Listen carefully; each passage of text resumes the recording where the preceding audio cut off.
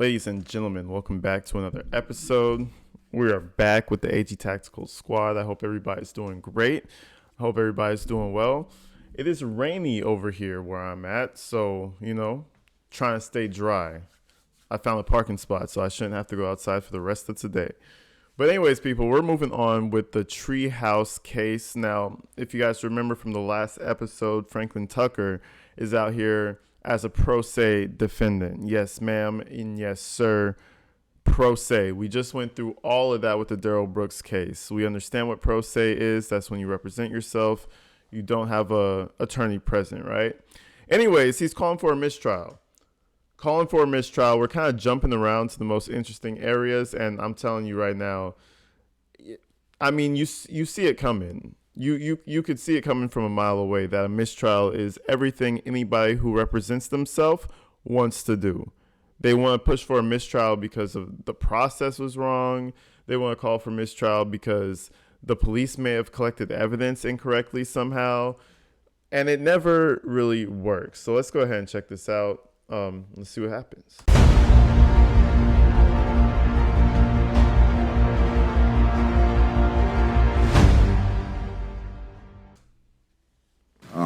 Your Honor, this case has been going on for 6 years. It wasn't good at the beginning, not good now. As far as being able to have the prosecution be able to prove their case beyond a reasonable doubt, okay? But that's not the standard. Just so we're clear, that's not the standard for a motion for judgment of acquittal. I don't know. From what I read last night from the Florida, when I was reading Florida, was it the criminal code? Was it criminal rules of procedure, or criminal code of procedure, whatever?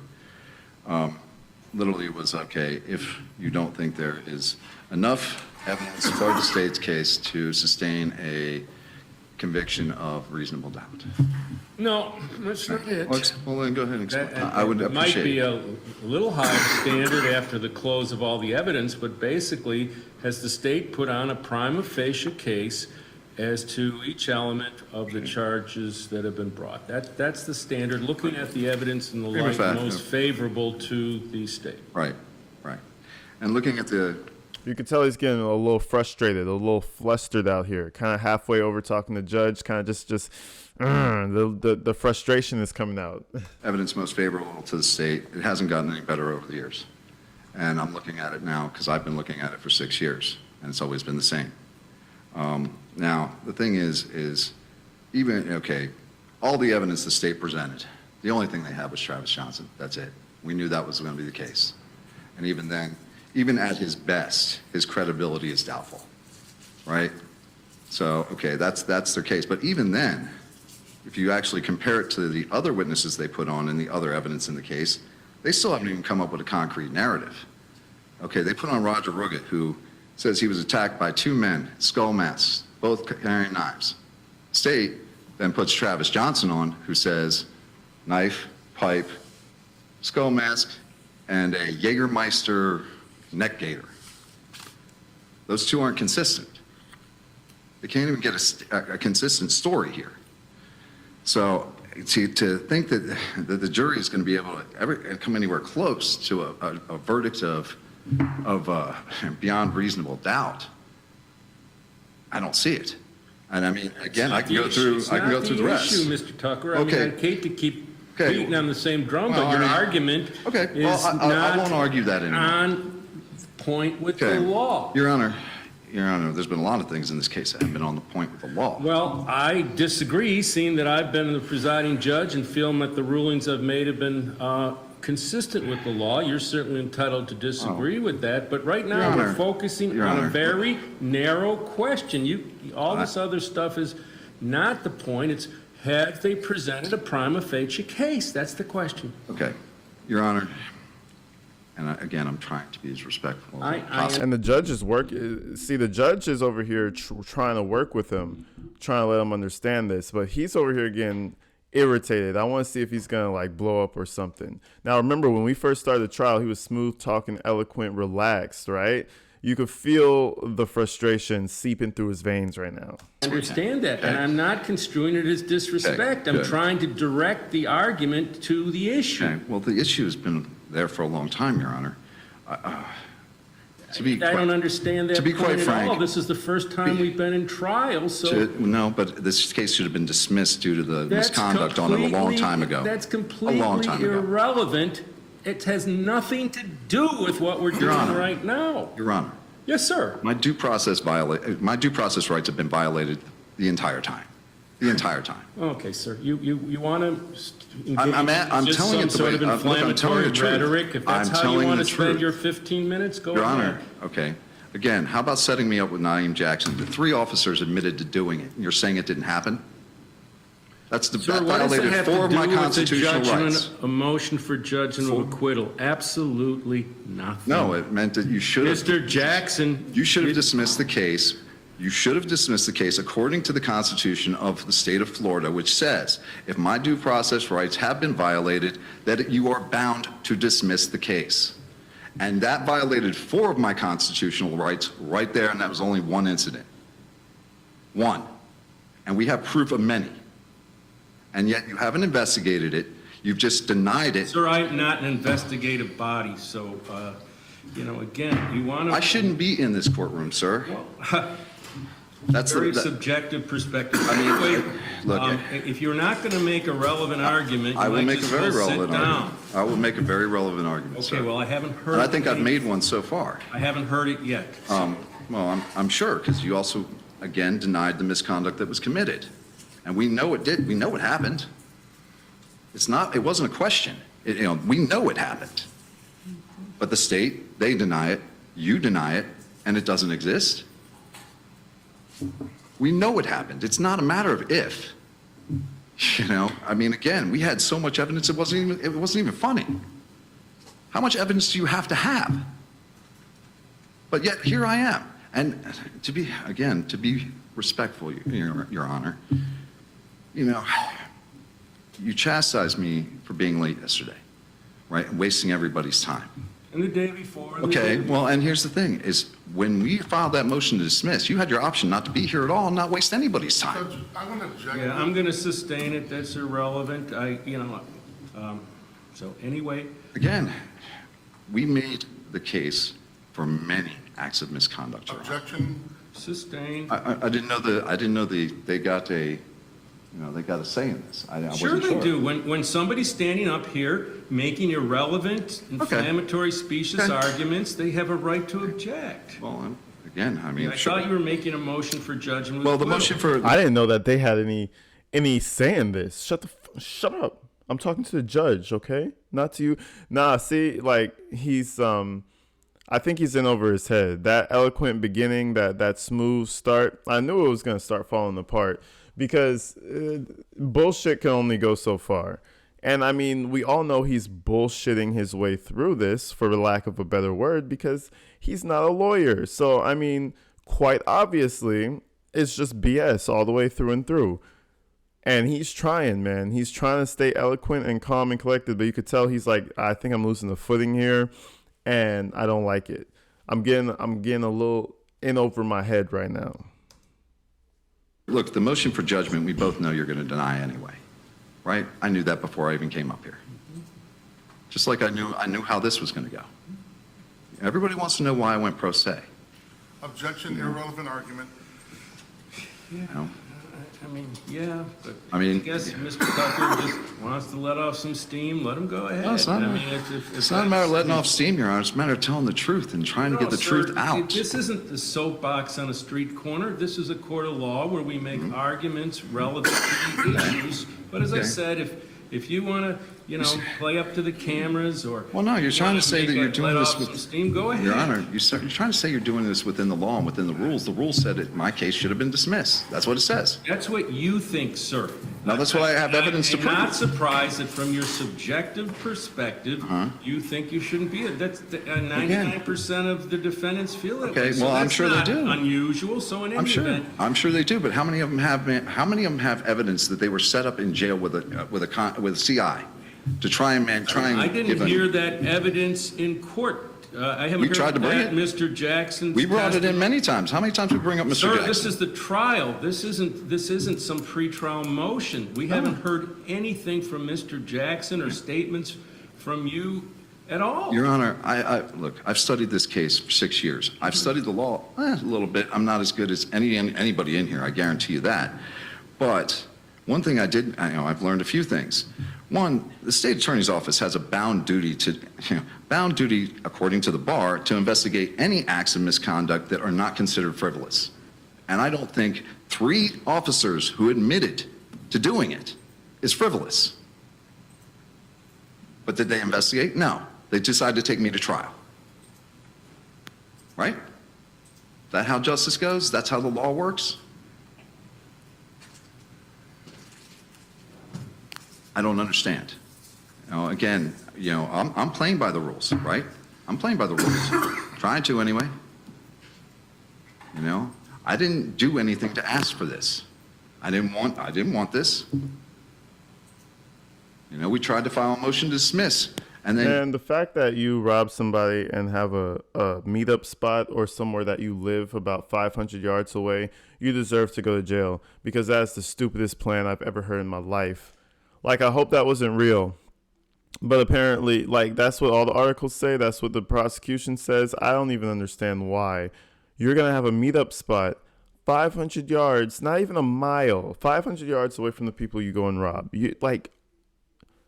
What? Like, and now he's getting angry because his plan was stupid. I don't know. Again, everybody's acted ethically. That's what you said. That's completely untrue, but that's what you said. I'm sorry. What? Everybody, the state attorney's office has acted ethically the entire time, and so has the court has acted ethically the entire time. Is that correct? Judge, I'm going to object. This is improper jail. Yeah, I'm going to sustain it. Okay. I don't know what every word in that order said, but I'm sure there was reference to that. But again, it's not relevant to. Well, I mean, you guys wrote it off as conspiracy theories and personal attacks when we had a mountain of evidence. Nobody wanted to hear it. Again, I'm going to ask you to sit down if you don't want to argue your motion, Okay. because so far you haven't really argued a motion for judgment of acquittal. Well, okay. And at this point, I'm going to I'll go ahead and give you my points on the case then, as it stands now, right? Okay, let's go over Miss Jenna Mueller. Use the first 5 minutes of your 15, Perfect. so in any Perfect. event. That means I have 10 more, correct? Yes, sir. Okay. Jenna Mueller offered all kinds of evidence about this crime scene. She offered evidence about, her being a first responder. Did she offer any evidence about me? No. 0. Right? That's none. Okay, so let's go to the next witness. That would be Roger Ruggett, right? Roger Ruggett, he didn't offer any testimony against me, Matter of fact, he kind of helped me with the whole, he didn't know my name, but again, in the affidavit, it was, completely opposite. It stated that he actually made statements saying it was me. But then again, that's irrelevant. Let's go ahead and go to the next one. So Roger Ruggett doesn't offer any evidence against me. 0. Right, let's keep on going down. Let's see who we got for the witnesses. Let's see. After that, we got Marcus DeVal. Marcus DeVal doesn't offer any evidence against me. 0. Right? Okay, now, this is what I'm going to say, though. You're trying to call for this acquittal. You're trying to call for all of this. If they bring, if they bring someone to question on the stand, they don't have to ask them questions pertaining to you. They could be building up to that final witness or to that big witness that's going to link everything up between all the people that came up and didn't testify anything specifically against you. And it all just comes into play. So you can't say, oh, they didn't testify anything about me. Did they testify about the case? Was it relevant to the case? Yes. Therefore, they can ask them any questions they want if it's relevant to the case. Like, I feel like he understands that, but he's just shooting his shot to see if something sticks because, like, come on, bro. We don't have to be asking about you the entire time. We can ask about anything we want pertaining to the case. Then we could just have one witness that just points the finger at you, and everybody else could have been leading up to that one witness. You never know. So that's a bullshit argument. Let's keep on going from there. Let's see. And there's a good reason why there's zero evidence, by the way, except for anybody that can be basically bribed to testify. So let's see what else we got here. Let's see. Inconsistent. We got Jenna Mueller. We got Roger Ruggett. Keep going down. Let's see. We have, DeVal. Nope. David Fernandez. Doesn't offer any evidence against me. Zero. Right? Again, except for the video, he explains that you can't see anybody in. Okay, so we're keep on going down. Oh, but he did admit that you can't see a getaway driver in that video. He did admit that. Then we go to Why do you need a getaway driver for 500 yards? This is stupid. What did you guys think you were gonna be carrying, like furniture or something? Like, what was the getaway driver for? Well, I thought we were robbing people for money and jewels. That don't weigh too much. You live 500 yards away. Like, come on now. First of all, you shouldn't even be looking at those people in any regard like that because you live right next to them. You're gonna be implicated so easily. Like, go to Danielle Malone. That's a whole another interesting one there. Because of course, she made false statements about when I actually became a suspect to avoid the whole Penny Phelps thing, which of course that's why she's not here. Let's go ahead and we'll keep on going down. Cosmo videos, nothing there. She did say that Wilson and Johnson made statements against me, and that was her evidence that was me in the videos, right? Wilson has since, at trial, said that he was coerced into making those statements.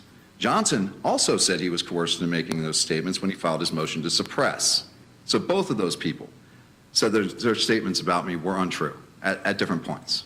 So, Judge, okay. for the record, I'm objecting. Those are facts, not in evidence in this trial. It's sustained. Well, no, you're wrong. I'm just wondering, again, facts.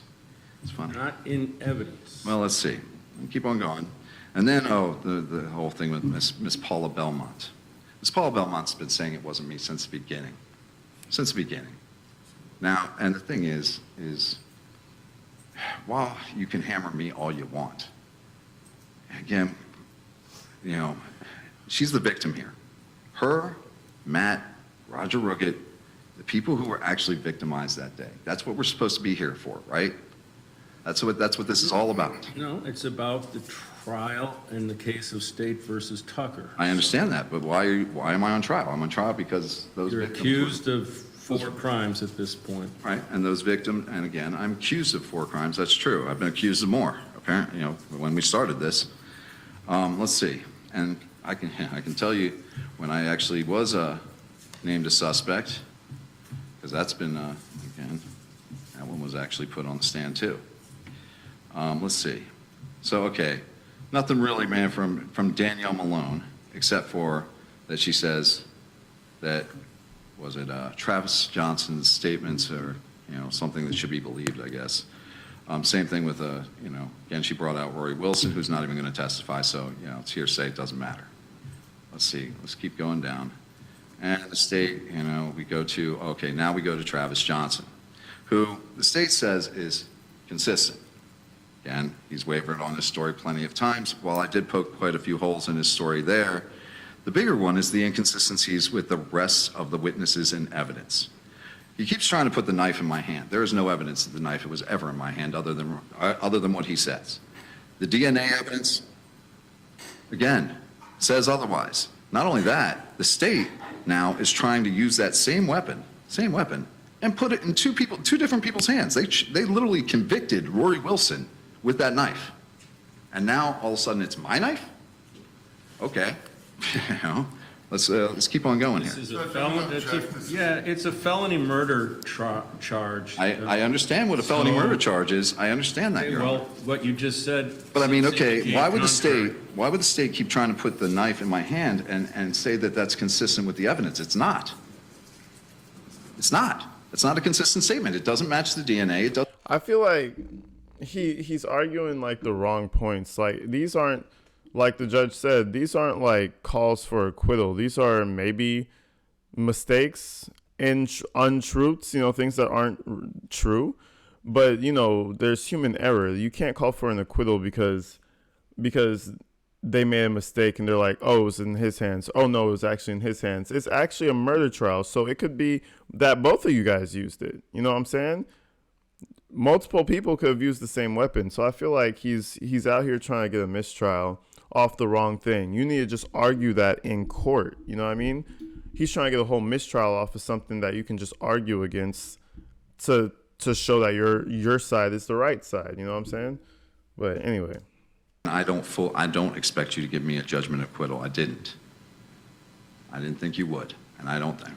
And so I've been fully prepared, you know, for the next, to move on to Miss Belmont, which again, I have the surviving victim saying she's 100% sure. She's willing to risk her life that she almost lost that night on the fact that I'm innocent. That's what she said in an interview. Risk her life, sir? That's what she actually said in an interview, Your Honor. She actually said that to the media. She said she was willing to wager her life that she almost lost that night. You know, we're certainly going to give you an opportunity to present that testimony. It's not part of the evidence in the state's case, so it's not relevant to the argument. Do I have any time left, Your Honor? You got a minute. Okay, good. I'd like to say one more thing, because it really did upset me. When I came in here the other day and you were upset with me, and I understand that. You know, I understand you being upset with me. Judge, I'm going to object. This is improper jail. What does he want to say? I understand you being upset with me, but Miss Paul Belmont is sick, very sick, and she wants to testify. That's all she wanted. That's all she wanted. And she's the victim in the case. So she's going to testify. No, but she has the right, again, what if she had died? Is this a rehearing on I'm just saying, what if she had not died? to take it out of order? I've already made that decision. So in any event. Personally, I think you made that decision because you were mad at me. Okay, sir, you're entitled to your personal opinion. That's fine. I don't expect you to agree with me. Okay. I don't. So you think whatever you want to think, and that's fine. I get that, Your Honor. And look, I'm going to prepare for my next, you know, I'll prepare to call my witness, Your Honor. Okay. State. Judge, the state has proven a prima facie case as to each and every element of the crimes charged against this defendant. If the jury believes the evidence that's been put forward, the state has proven first and foremost that the defendant, along with the co-defendants, Rory Wilson and Travis Johnson, conspired to commit a robbery at the Treehouse on November 17th of 2017. Their motivation was to get some drugs and money, and they put together this plan, and they effectuated that plan. The plan was to get drugs and money. Bro, at a tree, like first of all, they're getting a room at this treehouse that has tarp over it. Who's carrying a lot of money to that place? You might get some drugs. You might find some drugs. But that's all you're going to find, the crackhead movements, guys. I'm starting to think your boy is full of shit. Travis Johnson gave us the details of that planning and actually the details of the overall execution of that plan. This defendant is alleged, and the state submits has proven, this defendant, along with Rory Wilson, approached the Treehouse that night after having been driven over there by Travis Johnson. They went inside the Treehouse and they attacked Paula Belmonte and Roger Raggett. Roger Raggett testified that these two masked men came up the stairs. He was non-specific about the mask that the second man was wearing, and that would be the man that pounced on him. When Mr. Tucker questioned him about the height of that man, it was very telling because Mr. Tucker put his hand way up here in the air, and Mr. Raggett said, no, lower than that, lower than that. And then he finished by saying, about your height, was the description he gave of the second man. He proceeded to articulate what happened inside that treehouse, the fact that that he was being beaten and Paula was being stabbed by these. Look at that face. That face says, you motherfucker. If I was in this room with you alone, I would fuck you up. Even though he probably wouldn't. That's a very big man. But yeah, you're starting to see his real face right here. You see that? That's the real Tucker right there. The other man, and at the end of the day, they grabbed the tin that was on the table and the bag, and they left. He also describes that Matthew Bonnet came upstairs, saw what was happening, and ran back down the stairs. Excuse me. At the end of this whatever was happening inside the treehouse. We have Travis Johnson testifying that he looks and he sees first a man running out of the treehouse screaming for help. And then he sees a man dressed all in black that he said was Tyrone Tucker running out of the treehouse carrying a bag that he carried back to the warehouse. They get back to the warehouse. The spoils of the robbery are shared by the three of them. They smoke the dope that they got. Under the felony murder rule, first-degree felony. These guys robbed the treehouse, went back to the warehouse, got high, and called it a night. That you can't get stupider than that. So what we're seeing here is a tweaker in a suit. Is that what we're seeing? Is that what's happening? Because that story is wild to me. The fact that they get the shit, slash some necks, poke up a few people, get to the warehouse, and just start getting high and sharing the spoils of the robbery. Man, shit, that is insane. But anyways, this was the acquittal attempt by Mr. Tucker, and it was really bad. It's just allowing defense to further plow in the idea that these people were drug addicts who stole from the poor lady in the treehouse. Simple as that. And it got way out of hand, which is why robberies can turn into 40 years of a jail sentence real quick. That initial 7, 5, 3 years you would have got for just a plain robbery turns into a murder, and you end up doing the rest of your life in jail. It's just that simple. It's just that quick. Or on the other hand, you get shot, something happens, they have a knife, they take you out, and now you're in the dirt. So it's like, bro, it's not worth it. Go get a job, and it'll be okay. Drug addicts can get jobs too. You just gotta look hard. Anyways, people, I love you guys, man. We're gonna be back with another video soon. And until then, stay inside, stay safe. I love you guys, man. I'm out of here.